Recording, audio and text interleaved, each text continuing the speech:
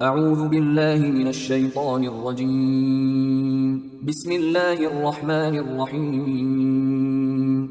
سورہ آل عمران آیات نمبر 165 تا 171 میں پچھلی آیات کے تسلسل میں جنگ احد کے حوالے سے مسلمانوں کی غلطیوں پر انہیں تنبیہ اور وضاحت کہ جو کچھ ہوا اس کا مقصد یہ تھا کہ اللہ برے لوگوں کو نیک لوگوں سے الگ کر دے۔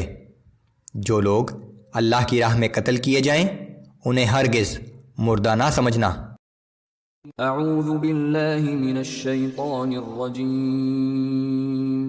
اولما اصابتکم مصیبت قد اصبتم مثلیہا قلتم انا هذا قل هو من عند انفسکم ان اللہ علی کل شیء قدیر۔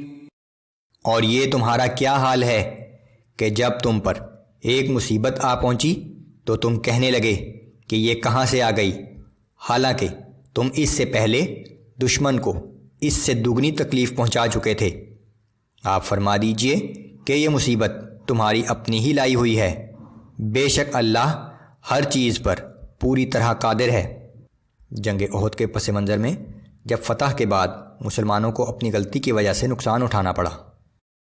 وما اصابكم يوم التقى الجمعان فبإذن الله وليعلم المؤمنين وليعلم الذين نافقوا۔ اور اس لڑائی کے دن جو تکلیف تمہیں پہنچی سو وہ اللہ کے اذن ہی سے تھی، اور یہ معاملہ اس لیے پیش آیا تاکہ اللہ پہچان کرا دے کہ کون ایمان والا ہے اور کون منافق ہے۔ وَقِيلَ لَهُمْ تَعَالَوْا قَاتِلُوا فِي سَبِيلِ اللَّهِ أَوْ ادْفَعُوا قَالُوا لَوْ نَعْلَمُ قِتَالًا لَاتَّبَعْنَاكُمْ۔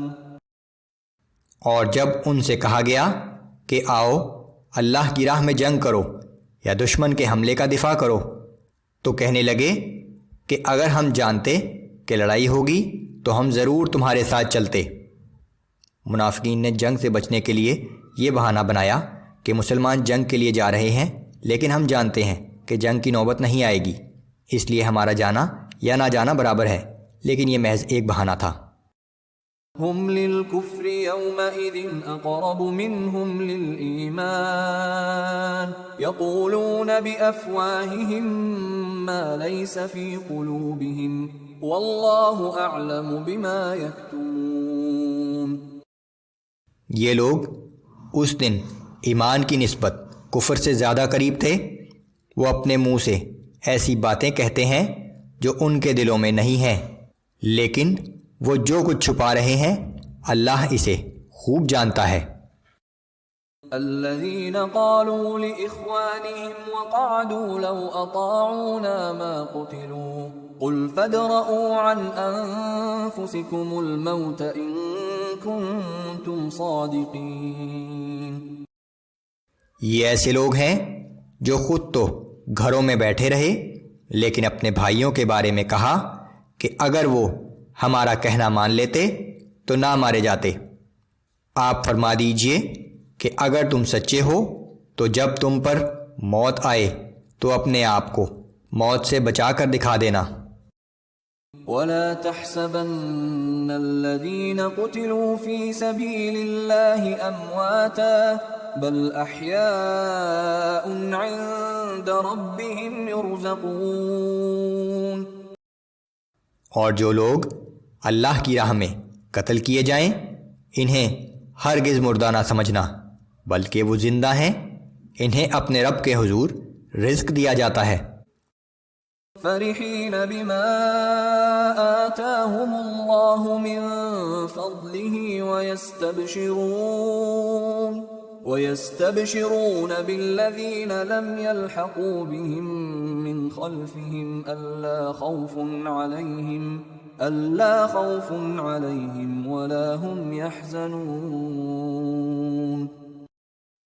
جو کچھ اللہ نے انہیں اپنے فضل سے عطا فرما رکھا ہے اس پر وہ خوش و خرم ہیں، اور اپنے ان پچھلوں کے متعلق بھی جو ابھی ان کے پاس نہیں پہنچے خوش ہوتے ہیں کہ ان پر بھی نہ کوئی خوف ہوگا اور نہ وہ غمگین ہوں گے کہ ہمارے وہ ساتھی جو شہید نہیں ہوئے لیکن ایمان اور اطاعت میں ہم ہی جیسے ہیں، سو انہیں بھی اللہ اپنے فضل سے بہت کچھ عطا کرے گا۔ يستبشرون بنعمة من الله وفضل وأن الله لا يضيع أجر المؤمنين۔ وہ اللہ کی دی ہوئی نعمتوں اور اس کے فضل کی وجہ سے خوش و خرم رہتے ہیں، اور ان کو معلوم ہو چکا ہے کہ اللہ ایمان والوں کا اجر ضائع نہیں فرماتا۔